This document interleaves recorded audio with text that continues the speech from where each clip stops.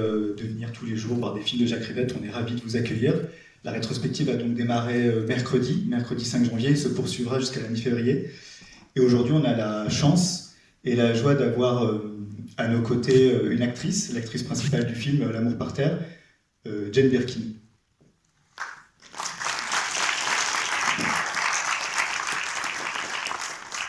Si j'ai dit oui pour venir aujourd'hui, c'était parce que je pensais que ça vous amuserait de savoir que Jacques Rivette était une personne tellement fantasque, inimaginable comme metteur en scène. Et quand il est venu chez moi, rue de la Tour, je vivais dans une maison avec Jacques Doyon et les enfants, et il est monté en haut de la maison avec moi pour me parler de ce film qu'il voulait faire, L'amour par terre. Et il était avec Geraldine Chaplin, il était avec Martine Marignac, sa productrice, peut-être qu'il y avait une troisième personne. Et puis j'ai dit, mais donnez-moi le scénario alors. Et il a dit, ah mais il n'y a pas de scénario. Alors j'ai dit, mais comment je vais savoir où je vais? Si j'ai pas de scénario, je vais tomber par la fenêtre, il me faut des rails, il faut que je sache où je vais. Et il a dit, non, il ne donne jamais de scénario. Et que ça s'agirait peut-être avec des tours de magie. Je dis, mais quelle horreur, comme des gens qui cachent des pigeons dans les manches, c'est sordide, le cirque, quoi. Et puis, il m'a écouté patiemment pendant que je déraillais comme ça. On a descendu les escaliers et en partant par la porte de l'entrée, il m'a dit, je voulais juste vous dire que je vous ai toujours aimé et j'avais toujours voulu travailler avec vous. Voilà, vous m'êtes précieux.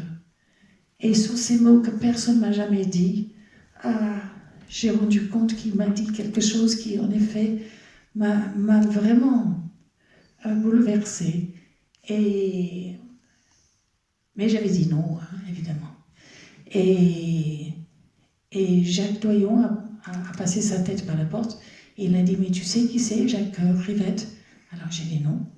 Alors il a dit, mais vous avez vu un film de Jacques Rivette? Et j'ai dit, je crois pas, non. Alors il a dit, mais normalement, dans le quartier latin, joue en permanence Céline et Julie vont en bateau et peut-être tu pourrais attraper une séance. Ça serait peut-être bien avant de dire non et de dire non. Et j'ai arraché un enfant, je pense que c'était Charlotte avec moi, et j'ai foncé pour le quartier latin. Là, j'ai vu Céline et Julie vont en bateau. Et en sortant, j'étais tellement émerveillée par ce que j'avais vu, par la fantaisie de cette affaire, inimaginable. Et en sortant, je n'avais pas de portable à cette époque-là, je rentrais chez moi et j'ai téléphoné à Geraldine. Elle a dit, oui, je sais, t'aimes pas les pigeons dans les manches, il te faut des rails, sinon tu sautes par la fenêtre. J'ai dit, non, en fait, c'est oui, en fait, je le fais.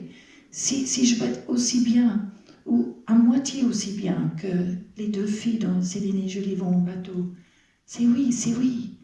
Et commence alors cette merveille de travailler avec Jacques Rivette et de ne pas savoir, en effet, ce que devient votre personnage demain. C'est comme nous, en sortant de ce cinéma, on ne sait pas qu'on va être écrasé par un autobus, sinon on aurait tous des visages de mort. On aurait une attitude différente si on savait ce qui se passe.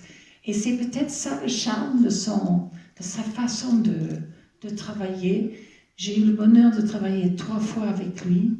Et la 3e fois, j'étais donc très habituée de sa manière de faire. Il nous donnait des pages, parfois une demi-heure avant la scène. Et ce n'étaient pas des scènes inventées, les mots étaient très écrits. Il y avait Pascal Bonitzer, il y avait Marie-Lou, c'était écrit comme Marivaux. Donc vachement compliqué quand on parle mal le français comme moi déjà.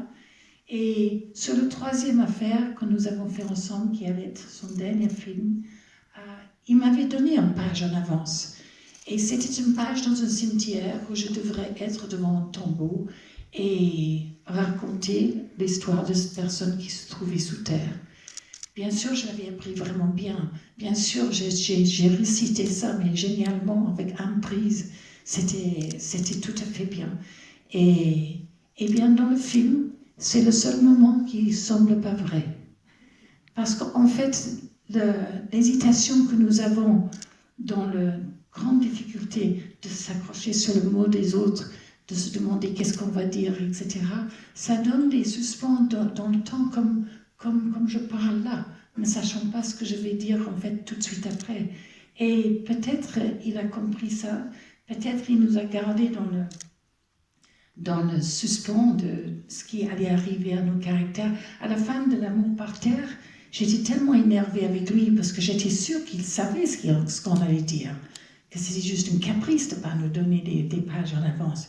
Et j'ai arraché mes bras avec mes ongles, en étant une fille assez hystérique.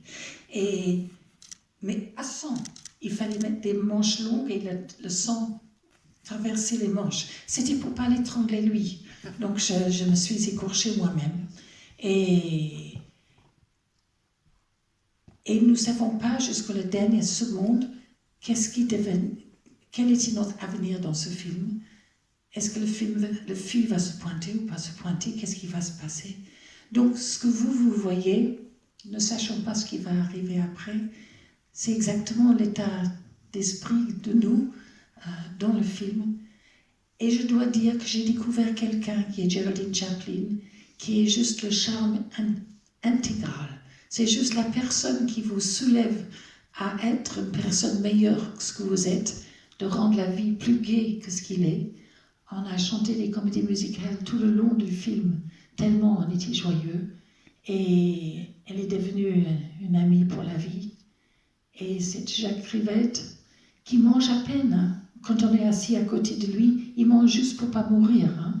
Mais il n'y a pas de plaisir physique de manger ou de bouffer, de prendre un plaisir. Pas visible en tout cas. Et je pensais que c'était la même chose avec les filles. Mais c'est faux. Il a remarqué toutes les jolies filles qui étaient là. Toutes les jolies filles qui étaient autour de la piscine pour le film avec Cher Piccoli. Il avait remarqué tout en fait.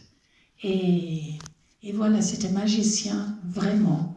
Et l'ambiance de ces films rend ce magie qui ne trouve pas sa pareille nulle part. Je pense que ça serait même impossible de démarrer un film comme il a fait sans ses producteurs qu'il adorait.